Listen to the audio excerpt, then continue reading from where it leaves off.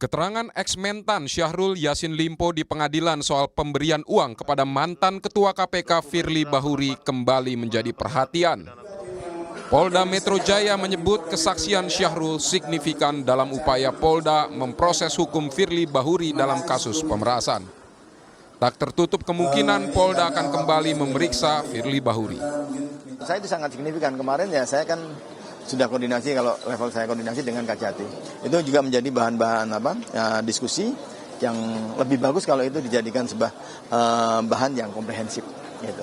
Insya Allah yang mudah-mudahan dalam waktu, saya juga nggak mau lama-lama sebenarnya ya. Kalau mudah-mudahan nanti penyidik sudah bisa klop, sudah bisa maksimal, dan kemudian jaksa menganggap berkas perkaranya sudah lengkap, ya akan kami segera serahkan ke tahap 2. Pak, langkah konkret yang dilakukan oleh Polda Metro untuk masih memungkinkan ada pemeriksaan lagi. Sebelumnya dalam sidang di Pengadilan Tipikor, terdakwa Syahrul Limpo mengaku pernah memberikan uang 1,3 miliar rupiah kepada Firly Bahuri. Penyerahan uang dilakukan 2 kali, masing-masing 800 dan 500 juta rupiah. Menurut SYL, ketika itu dia berulang kali dipanggil KPK dan kemudian Firly proaktif mendekatinya. Dan ada penyerahan uang, saudara yang bilang tadi ya. Berapa kali penyerahannya masih ingat saudara? Apa hanya sekali atau 2 kali? Yang dari saya 2 kali. Dari saudara 2 kali ya. Awalnya 500 sama ada yang 800 ya, juga. Kurang lebih seperti itu. 800 ya. Iya. Merasa bahwa kenapa saya dipanggil-panggil terus ini. Dan yang proaktif itu mem-WA saya adalah Pak Firly. Di Reskrimsus Polda Metro Jaya, Kombes Ade Syafri Simanjuntak menyebut sebagian kesaksian SYL di persidangan sudah ada di BAP. Penyidik pun berupaya untuk memperbaiki berkas perkara Firly seperti yang diminta kejaksaan.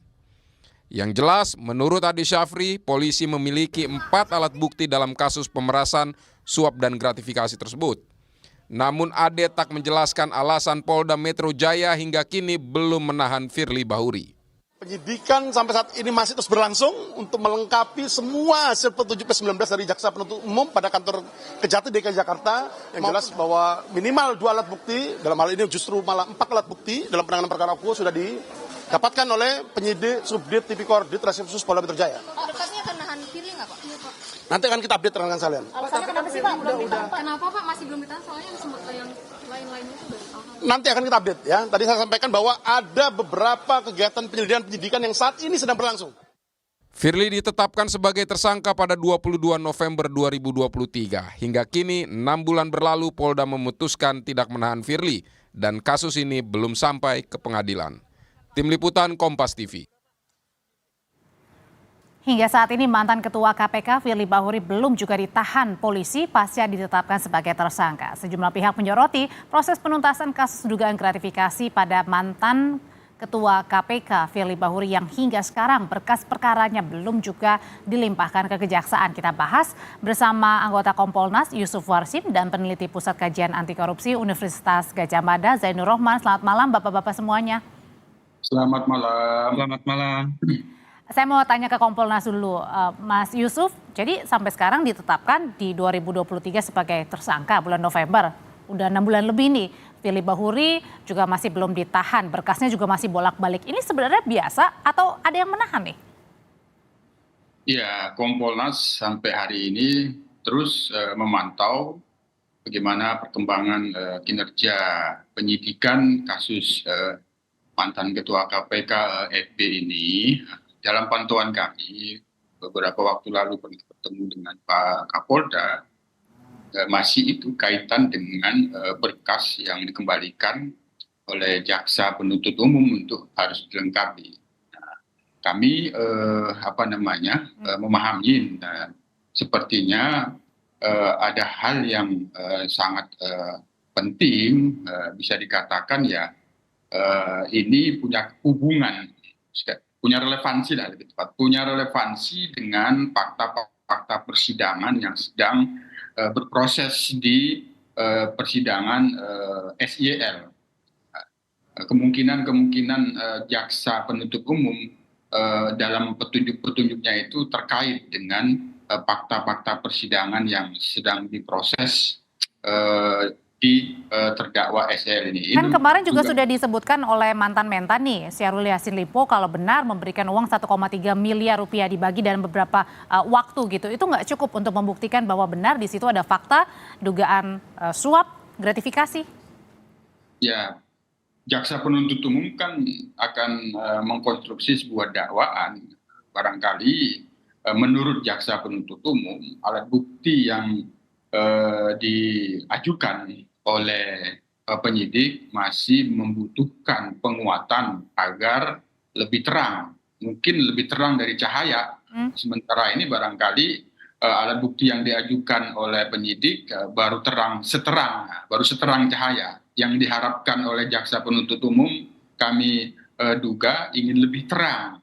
Tentu kami menduga barangkali ya akan ada kemajuan ketika dalam proses persidangan SEL ini akan di ujung dan bagaimana barangkali juga akan berakhir vonis pengadilan sehingga di situ terjadi penyesuaian sehingga diajukan terus lengkap. Itu yang kami duga. Nah, tapi pertanyaan yang banyak publik tanyakan nih, kenapa sampai sekarang belum ada penahanan kepada Firly Bahuri, Mas Zainul, menurut pandangannya Anda begitu? Apakah karena Pak Firly terlalu kuat atau ada yang menahan untuk tidak ditangkap atau ditahan?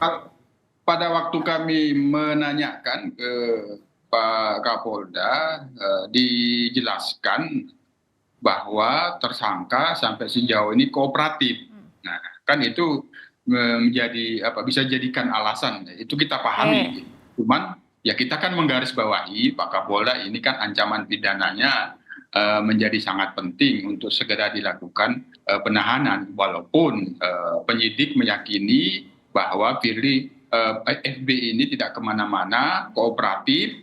Itu yang kedua, kami semacam melihat bisa jadi juga ada permintaan dari kalau gitu, FB. Mas Yusuf, saya langsung tanya. Saya tanya ke Mas Zainul deh kalau gitu. Kenapa sih kira-kira ini Pak Firly ini pandangannya apa? Kenapa sulit sekali ditangkap? Ada yang tidak mau untuk ditahan atau terlalu kuat powernya Pak Firly? Ya, penahanan itu kewenangan subjektif dari penyidik ketika penyidik mengkhawatirkan terjadinya yang pertama melarikan diri seorang tersangka, yang kedua mengulangi perbuatan, atau yang ketiga menghilangkan barang bukti. Kalau untuk melarikan diri mungkin tidak ya, bisa bersifat kooperatif. Mengulangi perbuatan juga tidak karena sekarang tidak punya jabatan. Tetapi resiko untuk merusak, mengganggu atau mempengaruhi saksi-saksi, alat bukti itu sangat mungkin terjadi, sehingga juga kita sangat sayangkan kalau ini terjadi di kasus-kasus lain. Saya percaya ini pasti dilakukan penahanan oleh penyidik, tetapi kenapa tidak dilakukan penahanan? Berarti orangnya lebih kepada figurnya. Betul, ini kita tahu ya, Firly Bahuri ini kan ketua KPK, juga purnawirawan bintang 3, juga sesama korps dari Bayangkara, sehingga kita justru ingin melihat adanya equality before the law begitu ya. Kalau tidak ditahan, penyidik punya batasan waktu yang tidak terhingga. Tapi kalau ditahan kan ada batas waktu penahanan, sehingga itu juga akan mempercepat, juga akan memicu kinerja dari penyidik untuk segera memenuhi petunjuk dari jaksa, melengkapi berkas dan kemudian kembali melimpahkan agar bisa segera dilakukan penuntutan. Tapi kenapa sampai sekarang ini berkasnya tidak lengkap begitu sehingga kemudian P21? Kenapa sih penyebabnya? Kan juga dari Syahrul Yassin Limpo juga sudah mengakui bahwa menerima ada penggeledahan juga sebelumnya.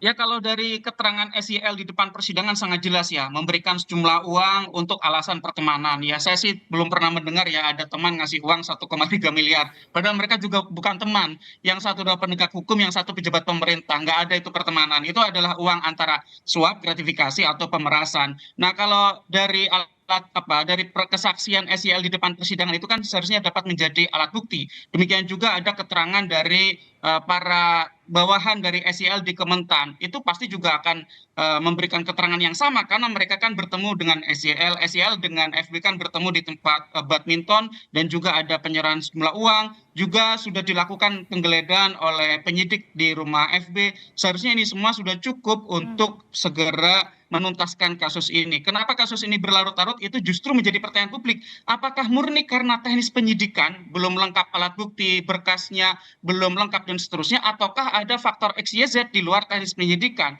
Kalau di luar teknis penyidikan itu yang lebih berbahaya dan itu beresiko. Kenapa? Karena dengan waktu yang diulur-ulur seperti ini, semua pihak bisa saling kasakusuk, bisa membuat kesepakatan-kesepakatan yang tidak seharusnya. Apalagi waktunya udah 6 bulan lebih ya sejak ditetapkan sebagai tersangka kan?